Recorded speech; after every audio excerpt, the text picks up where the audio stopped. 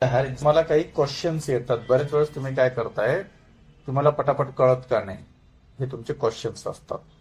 आणि मला असे परत खंदून खंदून विचार करून मला नका काढायला लावू. विचार तुम्ही, तुमचे क्वेश्चन तुम्ही मांडत जा.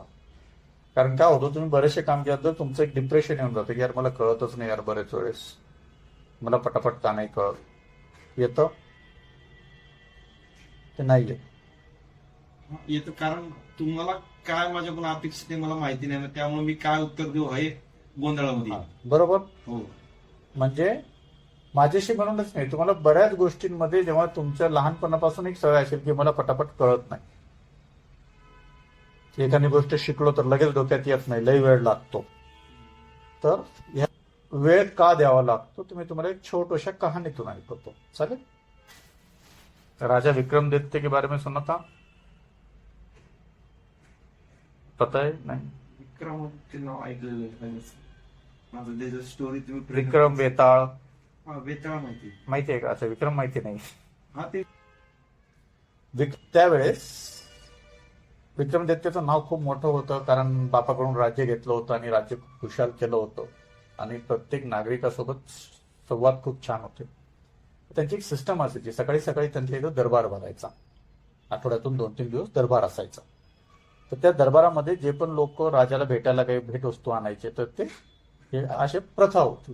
कोणी आपल्या वावरातले गहू, कोणी काहीतरी आपलं फळं, कोणी फुलं, ज्याला जे वाटलं ते, जे राजाबद्दल श्रद्धा आहे, ज्याला श्रद्धा आहे. पहिले अशा मंदिरात लाईन लोक कमी लावायचे राजाच्या, हा, कारण जिवंत असायचं ना तो. हो आणि राजाला आवडलं, मग राजाचे कॉन्टॅक्ट व्हायचे, आपलं काही सांगता पण यायचं आणि लगेच काम व्हायचं ना. हो हो तर मग त्यासाठी ती सिस्टम होती. तर सगळे लाईनीचे यायचे, लावायचे. तर एकदा असं झालं की लाईनीमध्ये एक साधू येऊन उभे राहिले. साधू जे असतात ना असे संत. तर राजाने पण बघितलं की एक साधू लाईनीमध्ये. आता जरा कपडे बिपडे वेगळे लक्षात येतच. आणि त्या साधूच्या हातामध्ये एक एवढं फळ, आपलं पेरू सारखं हिरवगार. तो आला आणि त्याने पण राजापुढे ते फळ दिलं. राजाने पण ते घेतलं. आता राजा घेतल्यावर काय करेल त्या फळाला? ठेवेल. साहजिक आहे, कारण एवढं सगळे लोक लाईनीत चालू आहेत. त्याने प्रणाम केलं, राजाने पण प्रणाम केला. आता त्याच्यात बोलत बसला तर मागचे लोक थांबतील. काही असला प्रश्न तर ते बोलतात, पण तो वेगळा टाइम असतो. आता वेळ काय असते?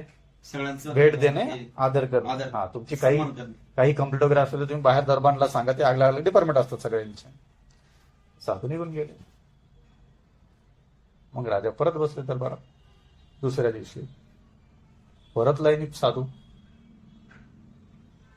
मग लोकांमध्ये चर्चा सुरू झाली की तो साधू रात्री 3 वाजेपासून लाईनीत उभा राहतो येऊन. लाईन तेवढी मोठी असायची ना, आणि सकाळी 10-11चा नंबर येतो तरी उभा राहतो. आता हे करता करता सवय पडून गेली, महिना झाला.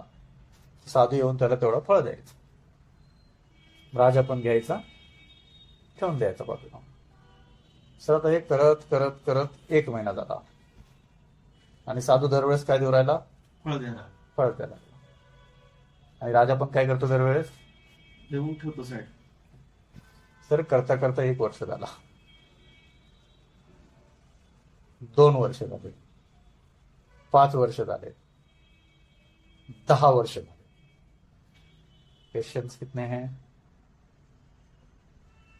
ना राजा त्याला विचारतोय, ना साधू त्याला सांगतो. स्टोरी क्या सिखा रही है? पेशन्स. पेशन्स. क्या पेशन्स है? वो राजा में भी कितने पेशन्स है. किती मोठी गोष्ट आहे. तो साधू दररोज येऊ राहिला, लाईनीत लागतोय 3 वाजता येऊन. तर राजाने त्याला विचारलं पाहिजे ना, तो दररोज मला हाच फळ काढून देतो. पण राजा पण थोडासा धाकधूक. याला विचारलं, साधू म्हणलं तू राजा आहेस, मी तुला देतोय, तू घ्यायचं काम कर ना, तुला काय करायचं आहे. आणि हे तो साधू आहे, भीती राजाला असेल की नसेल. आणि साधूला पण दररोज फळ देतोय. आता काहीतरी विशेष असेल ना. सगळ्या लोकांमध्ये राजा अख्ख्या याच्यात चर्चा की एक साधू येतो, महाराजांना फक्त 1 फळ देतो.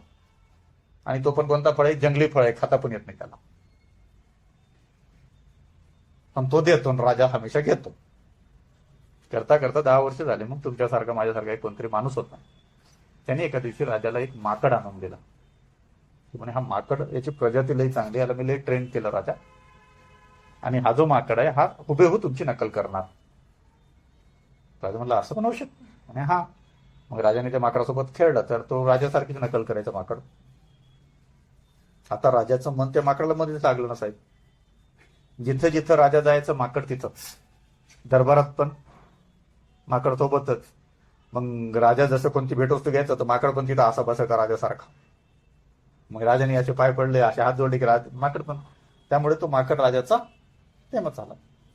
आता परत 10 वर्ष वगैरे हे त्यांचं ते कंटिन्यू चालू. परत सकाळी सकाळी एका दिवशी ते बसलं आणि ते माकड पण राजासोबत घेऊन बसला आपल्या. परत ते साधू आले, त्यांनी फळ दिलं. फळ दिलं. आता स्वाभाविक राजा हमेशा ठेवायचा खाली, पण यावेळेस माकड होतं बाजूला बसलेलं. आता माकडाचा स्वभाव कसा असतो, खायचं. माकड त्या फळाकडे बघू राहिलं. मग राजाने ते फळ त्या माकडाच्या हातात दिलं. आता माकडाने घेतलं आणि माकडाला काय कळतं, ते थोडी माणूस आहे, बस असतो. साधू निघून गेले. आता साधू निघून गेल्यानंतर ते माकड फळ सोलत बसला. सोलता सोलता बघितलं राजाने वगैरे सगळ्यांचं ते फळ हातून चंपू राहिलं ना साहेब, हिरा. संपूर्ण त्या फळाच्या आतमध्ये हिरा, आणि तोही इतका मोठा हिरा की ज्याची एका हिऱ्याची किंमत अख्खं राज्य जर विकलं तर ती हिऱ्याची किंमत नाही भेटणार, इतकं चमकते हिऱ्यात. आता काय, सगळे दरबान बिरबान सगळे साधू कुठे, साधू कुठे. लगेच राजाने मंत्र्याकडे पाहिलं. मंत्री पण समजून गेला. काय समजला मंत्री, ते मागे दिलेले फळ. कारण तो त्याचा मंत्री आहे. हा, त्याला माहिती आहे आता ते कुठे? की हे कधी याचं उठल सांगता येत नाही. आता त्या मंत्र्याची प्रश्न बघत, तो मला कुठे आहेत, तो म्हणलं चला महाराज. घेऊन गेला. तर म्हणे मी दररोज हे जमा करतो, हे जंगली फळ होता म्हणे. जाता आता एक विहीर होती अशी बुजलेली, थोडसा असा मोठी, त्या विहिरीत ते मंत्री फेकून द्यायचं फळ. त्यांनी नेली, दाखवली विहीर. आतमध्ये सगळे ते 10 वर्षाचे हिरे चिरे चमकू राहिले सगळे. आता काय, सगळ्या दरबाराने वगैरे काढले, हिराच हिरा. जो खजान्यात महाराजांचा इतके हजारो वर्षाचा खजाना असून त्याच्यापेक्षा हे जास्त. 10 पण. काय ते एक एक हिरा चमकदार, एवढा एवढा हिरा एक एक. आता काय, सगळे ते कशाच्या मागे लागले असतील आता, त्या फळाच्या मागे, फळाच्या. साधूच्या मागे. साधू कुठून ते कुठं आहे साधू? शोधावं. सगळी सेना, सगळे पूर्ण सगळे लागले साधू शोधायला. महाराज बेचैन. 10 वर्ष झाली, इतके वर्ष ते महाराजांनी कधी मला सांगितलं का नाही, किती विचारले असतील त्याला. बरोबर. आता सगळ्या दरबारात वेगळं सगळीकडे पसरलं. शोधून शोधून सगळे दमले. शेवटी रात्र झाली. मग मंत्री आले महाराजांकडे, म्हणजे महाराज आपल्याला माहिती पडलं की या फळामध्ये हिरा आहे, पण साधू तर आपल्याला देऊन निघून जायचे. म्हणजे त्यांना माहिती पडलं नाही. आणि जर समजा एखादा देवच असेल कोणता, तर मग उद्या येणार नाही म्हणे, शोधून तर काही फायदा नाही. आणि जर ते साधारण माणूस साधू असेल तर उद्या परत लाईनीत उभा राहिली म्हणते. महाराज म्हणजे गोष्टीत तर तथ्य आहे. त्यामुळे त्याला जर काही बोलायचं असतं तर ते पहिलेच बोललं असतं बघ, किंवा होऊ शकतं त्याला पण माहिती नसेल. महाराजांनी पटलं, तो झोपून घ्या, सकाळी परत 5 वाजता दरबार लागायचा. नाही नाही झोपायचं, येऊ दे त्याला, साधूला येईल ना तो. बसले. मग परत रात्रीचे ते 3-3:30ला साधू यायचे जंगलातून. ते जसं शिपायाने वगैरे पाहिलं साधूला की आलं, महाराज तो साधू आला, आणा त्याला पहिले. सगळं आणलं साधूला. म्हणजे महाराजांनी तुम्हाला बोलवलं. साधू पण मस्त हसत हसत आला. लगेच महाराजांनी पाय पडले वगैरे. साधू म्हणा, ठीक आहे विक्रम देत, तुला कळलं म्हणजे त्या फळात काय ते. कन्फ्युज. आणि महाराज तुम्हाला माहिती होतं म्हणे, हा मला माहिती होतं. तुम्हाला कसं काय कळलं म्हणे, मला कळलं म्हणून. आज जी तुम्हाला इज्जत दिली ना म्हणे, ते त्याचं कारण आहे. इतके दिवस मला इज्जत भेटली नाही, 10 वर्ष, आजच का भेटली. पॉइंट देखो, स्टोरी के पॉइंट कैसे बनते एक एक. म्हणे साधू सगळं बरोबर आहे म्हणे, पण हे कुठं आहेत असे, हे एवढं मोठं मग हे जंगल कुठं आहे बाबा, तुम्ही जिथून फळ आणू राहिले. साधूने एकच त्याला तात्पर्य, नाही बघ, जे भेटलं त्याचं समाधानी राहा. तुझे डोळे उघडायला किती वर्ष लागले? 10 वर्ष. आता डोळे उघडलेत ना, मग आता लक्षपूर्वक ऐक म्हणे मी काय बोलतो. आता फक्त प्रेझेंट मध्ये राह. आणि आता डोळे उघडलेत ना, तर गपचूप फक्त आता प्रेझेंटचा विचार कर. ते कुठून फळ आलते, मी तुला का दिले, कशाला दिले, ते सगळं सोड म्हणे. मी बघत होतो म्हणे की तुझे डोळे कधी उघडतील. माझ्याकडे काम होतं, पण तुझे डोळे मला उघडे पाहिजे होते. तो कहानी बहुत बड़ी चलती है, पर ये कहानी क्यों सुनाएगी आपको. इतका मोठा नाही, इतका मोठा विक्रम दत्त असून त्याला 10 वर्ष लागले गोष्ट समजून घ्यायला. तो खुद से कभी उम्मीद मत करो कि मुझे बहुत जल्दी जल्दी सब समझ में आ जाएगा. समय लगेगा, पेशेंस रखो, और एकदम उतावले मत हो जाओ. समझ में आ गया तो एकदम मैं लोगों को बांटूंगा, मैं लोगों से वो सब हीरे लाऊंगा, जंगल लाऊंगा, समझ गया, ठीक.